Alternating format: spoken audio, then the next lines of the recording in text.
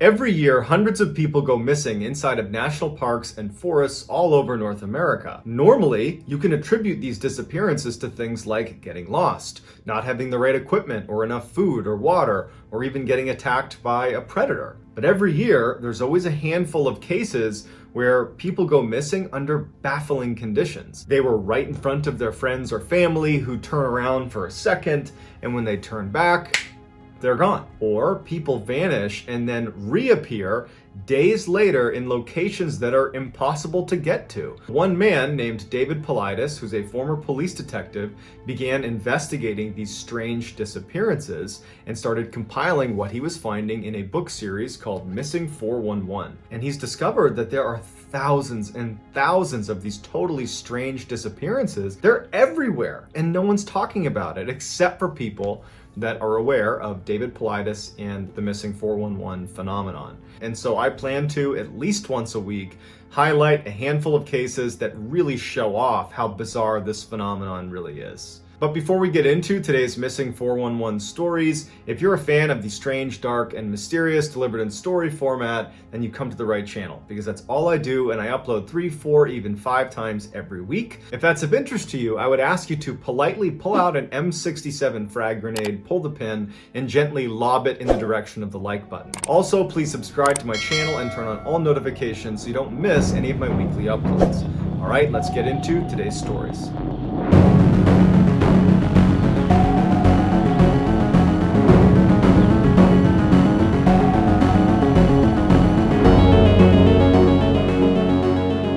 In 2014, Aaron Hedges was 38 years old, he lived in Montana, and he was an avid hunter. During the hunting season, Aaron was known to spend almost every weekend or every other weekend hunting in one particular area known as the Crazy Mountains, or the Crazies for short. The Crazies are a mountain range in Montana that are actually disconnected from the Rocky Mountains, so they're very isolated, and they're beautiful, but they're incredibly rugged and very steep. Aaron knew this area like the back of his hand because he was there all the time hunting. In fact, he was there so often that he began placing caches of sleeping bags, food, water. He cached this all over the Crazies. And he knew how to get to his cache points without the use of a map. He just could look around and know where he was, and he could walk to his cache point. On September 3rd, 2014, Aaron, along with 2 of his close friends, decided to go on a hunting trip to the Crazies for a week. They planned on staying right next to this lake called Campfire Lake, but in order to get to it, they had to hike into the Crazies. You could not drive a car to where they were going to stay. So they got 2 horses and a pack mule, and Aaron loaded much of his gear onto the pack mule. And so they begin this hike up to Campfire Lake. And a little ways into this first day hike, the mule spooks at something and runs away. In the process of running away from them, it ditched all of their equipment all over the place, and they couldn't recover it all. Now, after they gathered up what they could and got the mule back and continued their walk, Aaron decided he didn't feel like going to one of his cache points to try to retrieve an extra sleeping bag, and he said, I'm just gonna use whatever extra gear you guys have, I'll make do. And so they continue on, they get to Campfire Lake, and they set up their camp, and for the first couple of days, everything is going just fine. On the 3rd day, Aaron decided that, you know what? I could tough it out, but I'm just gonna go north to one of my cache points and get that extra sleeping bag and try to get a few other things that were lost and make my living arrangements a little bit more comfortable while I'm here. And so his 2 buddies, they know that Aaron is in this section of the Crazies all the time. And so they didn't bat an eye when he says he's gonna go off on his own. It wasn't a very far distance to this cache point. They said, okay, we'll see you later tonight. So Aaron takes off, and after a little while, one of his buddies, for whatever reason, uses his radio to reach out to Aaron. The walkie-talkies they were using had this LED screen that anytime you transmitted traffic on it, it would register your GPS location and transmit that to the person you're talking to. So when he hailed Aaron at about 10 in the morning after he had left to go up to his cache point, when Aaron radioed back, it showed up on their LED screen that instead of going north to this cache point, he had deviated and gone very far to the east. And he would say on the radio, Aaron would say back to them, hey guys, I got mixed up and I missed the turn to go up to the cache point. I'm trying to find the trail to get back to the cache point. But they expect him, based on what he said, that he was just going to turn and go to the cache point and come back to where they were at some point that night. But here's the first weird thing about this case. Aaron got turned around and basically missed the turn at this really obvious fork in the trail. If you go this way, you'll get to your cache. If you go this way, you'll end up where Aaron is, and it's the complete wrong way. And you know it's the wrong way because on your right-hand side, if you're going this way, there's going to be a creek on your right. Whereas if you go towards the cache, you're going uphill and there's no creek. So for Aaron, in perfect weather conditions, to have missed a very obvious fork in the road that he knows well is a little bit strange. Not to mention where he showed up on their GPS when they talked to him on the radio, he was a ways down the wrong direction. He would have been next to that creek for long enough that he should have already turned around. It's like making a wrong turn and going 45 minutes to an hour in the wrong direction when you already know it's the wrong direction. Why are you still going that way? But his friends were not that concerned. They had just spoken to him on the radio. He's saying, I got turned around. They're expecting him now to show up a little bit later in the day, maybe in the evening at some point. So that night when he doesn't show up, they try radioing him and they can't get through to him. And they decide that, you know what, it's not that easy to call authorities. They didn't have cell reception out there, and it would have been about a day's hike before they could even get to a place where they could call authorities. So they decide, let's just stay here tonight. He could show up at any point in the middle of the night, and tomorrow, if he's not here, we'll go looking for him. The next morning, his friends get up. This is on September 6th. There's no Aaron. So they head off in the direction of this cache and they start looking for Aaron. And all day they're calling for him. They're trying to radio him. Nothing, no sign of him. The following morning on the 7th, they do leave the area. They give up on their hunting trip and they head out of the Crazies to contact authorities. Authorities launch this massive search for Aaron. But as soon as they launch this search, this massive storm rolls in, dumping 2 feet of snow within the first 12 hours of their search. So they really weren't able to accomplish much in those first 2 days, which brings us to September 9th. One of the main areas that they were looking for Aaron was following that path that he had gone down, the wrong path away from his cache. They followed that path down along that creek and were looking for anywhere along the creek that he might have been. And there was this cliff that overlooked the creek, and on this cliff, next to a tree, they found Aaron's boots, neatly placed side by side as if put there intentionally. Next to his boots was a very obvious fire pit where someone had started a fire. In the fire pit was a cigarette container that was Aaron's brand. It looks every bit like Aaron had been here, smoked a cigarette, took his boots off for some reason, and had been sitting next to this fire. Also next to the fire was Aaron's Camelback water bladder, as well as some of the straps that went to his backpack that had been burned inside of the fire pit. But there's no sign of Aaron or his remains anywhere near there. Also, the people who found the boots in the fire said that we were in this specific area over the past 2 days. This wasn't here. At this point, investigators believed that Aaron must have been suffering from severe hypothermia, where in severe cases, people are known to actually strip their clothing. And so searchers created a new search area based on his boots, thinking he had to have been at this fire pit smoking a cigarette. He took his boots off because he's got hypothermia, and he wandered off, but he can't have gotten far. We're talking 2 feet of snow on the ground in rugged terrain, and he's barefoot. But despite searching extensively in their new search area, they couldn't find Aaron or any sign of him. 9 months later, a family, the Rhines family, who lived near the base of the Crazy Mountain Range, they were doing their yearly maintenance on their fence that went around their entire property. And one of the family members decided to take a break from the work and walk up into the Crazies just a little ways up to just sit on the mountain and look out across the land. It was a beautiful view. And as he's walking up, he gets about a mile from the property itself, and he spots an orange vest under a tree. And so he figures a hunter must have lost their gear. So he walks up and he sees that not only is there an orange hunting vest laying on the ground, but there is a backpack that would turn out to be Aaron Hedges' backpack leaning up against a tree, as if placed there on purpose. Inside of the pack was Aaron Hedges' wallet and license, along with a loaded gun and food and water. Next to the pack, there was this rock. And on the rock was a thermos that was open, along with an open energy drink, as if Aaron had set his pack down and then sat on this rock and was sipping an energy drink out of his thermos. If Aaron had been sitting on that rock, as it appears he was, you can clearly see the Rhines property a mile away from you. It's right in front of you. It would be impossible not to see. Additionally, this location was 6 miles away from where Aaron's boots were found. So all of Aaron's gear is brought to the authorities, who go out and they look for Aaron, and there's no sign of Aaron in the area. Another year would go by and a couple of horseback riders would be riding past that same area where the backpack was found, and they see a human skull sitting underneath a tree. Sure enough, it winds up being Aaron Hedges' skull, and his skeletal remains were all there, except for his feet. His feet were never found, but the coroner could not determine a cause of death. So a couple of questions come to mind. How did Aaron, a guy that knows the crazies inside and out, make that wrong turn in the first place? He should have known better. But even if we say he got turned around, it can happen to the best of us, he would have known he was going in the wrong direction because the creek would be on his right, but he kept going because we find his campsite with his boots way down the path that was in the wrong direction. But even if we're willing to accept that as why he was at that campsite, he took off his boots. And then he walked 6 miles in 2 feet of snow to a location that was literally looking at safety. The Rhines property is right there. You have food, you have water, and you're sitting there drinking a drink. You have a loaded gun, you can fire it into the air to try to get someone's attention, but you don't use your resources, you don't go to safety, you die.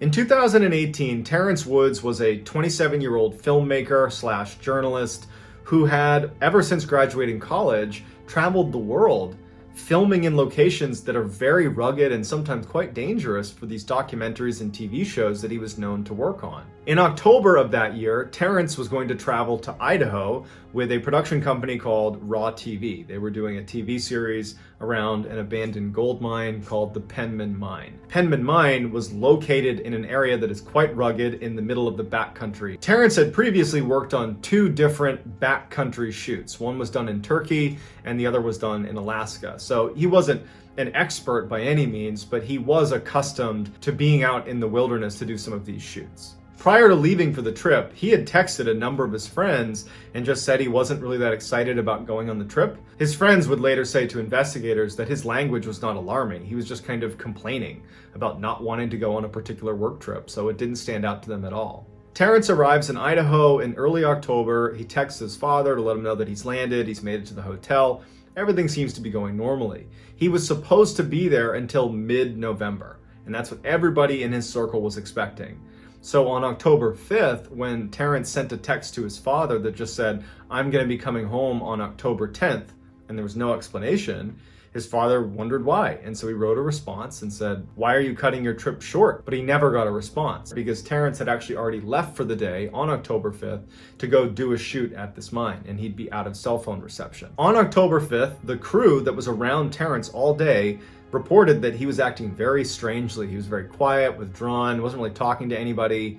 And at the end of the day, when they were wrapping up shooting, one of the producers was sitting in a vehicle waiting for everyone to kind of finish up, packing up, and Terrence said he wanted to go relieve himself. And he walked over to the edge of this cliff, and for whatever reason, this producer, he didn't know why, but he just thought he needed to look to see if Terrence was okay. And he turns to look where Terrence was standing at the edge of this cliff, and Terrence isn't there anymore. And he sees Terrence's radio is now sitting on the ground, standing there. And there was just something about the scene that he saw that he instinctively knew something's wrong, and he actually ran up the cliff in case Terrence had fallen off of it. But when he got to the edge of the cliff and looked over, he was shocked to see that Terrence was down there, about 15 feet down, but wasn't laying on the ground like he had fallen. He was sprinting down the hill, not saying a word, not looking up, running at full speed down the hill into the forest. The producer didn't know what to do. He kind of yelled to some other people and said, "Hey, what's Terrence doing?" No one knew. And so the producer and somebody else also began chasing after Terrence. But after a little while, they couldn't catch up to him, and they were worried that by chasing after him, they might scare him. And so instead, they immediately go and they call authorities, and this huge search is launched for Terrence. So for a week, you have all these people looking for Terrence. You have people on foot, you have dog teams, you have a helicopter with infrared technology. You have all these people combing this area, and there's no sign of Terrence. One of the search and rescue officers commented that it would have been so hard to get away from this search because the ground inside of that forest was so covered with fallen trees that there were times where you were just walking on fallen trees. You weren't even touching the ground. And so the idea that Terrence could run in there and effectively evade this massive search that had kind of encircled the area, It just didn't make any sense, but there was just no trace of him. And to this day, we have no idea where he went. There's never been a sign of what happened to Terrence. He just started running away for reasons we don't understand and disappeared. On the same day that Terrence Woods goes missing, 56 miles away in the same mountain range, a 76-year-old woman named Connie Johnson also goes missing under very strange circumstances. Connie was an outdoors woman through and through. She had previously worked as a wilderness ranger for the U.S. Forest Service, and she was known to take young people out on trips along the backcountry and teach them how to survive. Her friends said that she had tremendous survival skills and spent much of her time alone in the woods. Connie was working as a camp cook for Ritchie Outfitters. It was a company that organized hunting trips in the Idaho and Montana backcountry. The camp that she was actually working at was not accessible by vehicle. You had to get there on foot or on horseback. On October 2nd, all of the hunters at the Ritchie Outfitters camp that she was working in left for a 3-day hunting trip. They said bye to her and bye to her dog Ace, and they were gone. She was the only person at the camp. The following day, they got a very strange radio transmission from Connie. They couldn't understand what she was saying. They couldn't tell if she was mumbling or if there was something wrong, or maybe it could have been the radio. But when no one could understand what she was saying, they ultimately said, okay, I'm sure she's fine. And so a couple days go by, and on October 5th, the hunting party returns to the cabin, and Connie's gone, as well as her dog Ace. They're both gone. All they could find was Connie's jacket was laying over her gun that was sitting on a picnic table. That was it. A very intense search was launched that included the National Guard, the Air Force, helicopters, dog teams, ground searchers. They couldn't find her or her dog. And so on October 16th, they called off the search. 3 weeks later, Ace, her dog, would show up 15 miles away from where they had gone missing. The dog was emaciated, but was okay. They fed the dog, and then they tried to get the dog to help them find Connie, but to no avail. To this day, we have no idea where Connie went or why she left the camp to begin with. In February of 2008, the Pilkenton family, which was David and Camilla, along with their 2 sons, Timothy and William, who was 7 years old, were on vacation on the west coast of Vancouver Island. They were staying in this tiny little town called Tofino, which was at the end of one of the peninsulas on the island. There was maybe 20 streets in the town. There was only a handful of places that you could stay. Everybody knew everybody on the island. I mean, it was really a tiny place. One morning, David wakes up early and decides he wants to take both of his sons down to one of Tofino's beaches. And so he gets Timothy and William, they walk over and they go down this flight of steps that leads down onto the beach itself. And when they get to the bottom of the steps, William says he wants to stay at the foot of the stairs. Timothy wants to go actually walk around the beach with David. And so David couldn't convince William to come with him and with Timothy. And so he says, okay, William, you stay right here. I'm gonna go with Timothy for a couple of minutes and walk around the beach. So David and Timothy walked only about 10 or 15 meters away from William, who was just standing at the foot of the stairs, just watching his dad and his brother. And at some point, David would say that he turned his back on his son. He said it was maybe for a minute. And he was looking at Timothy and they were doing whatever they were doing. And then when he turned around, William wasn't there anymore. And so David instinctively runs over because there's nobody else down there. There's nowhere really for him to have gone. But he runs over, he's looking on the sides of the stairs. He can't find his son. You know, he's looking where he could have gone, and it only made sense for him to probably go up the stairs. It wouldn't have been long enough for him to get into the water. It had only been about a minute he had turned his back. And so he goes up the stairs, he's looking around, he can't find his son. And this huge search is launched for this boy because this just happened. It's a very small area. They figure they can find this kid. The main area they were going to look was inside of the forest. Tofino had a very dense forest right in the middle of it. And since the beach butted up against the forest, they figured that the boy could have walked up the stairs and made it into the forest in that 1 minute that his father's back was turned. And so after an exhaustive search of this forest and there's no sign of him, unfortunately investigators began to look to the beach and were waiting for a body to wash up on shore because historically the only people that ever went missing in Tofino were either found in the forest or they washed up on the beach. Those are the only 2 places you can go. There isn't anywhere else you can go. But the boy never washed up on a beach and they never found a shred of evidence ever in the forest where that boy was. He just vanished. So unfortunately, like basically all of the missing 411 cases, you have a baffling set of circumstances with no clear resolution. We don't know what happened to these people, and we probably never will. But that doesn't stop us from theorizing about what could have happened, so I'd love to hear in the comments, and I'll get back to as many of you as I possibly can. If you want to learn more about Missing 411, I do have a playlist just called Missing 411.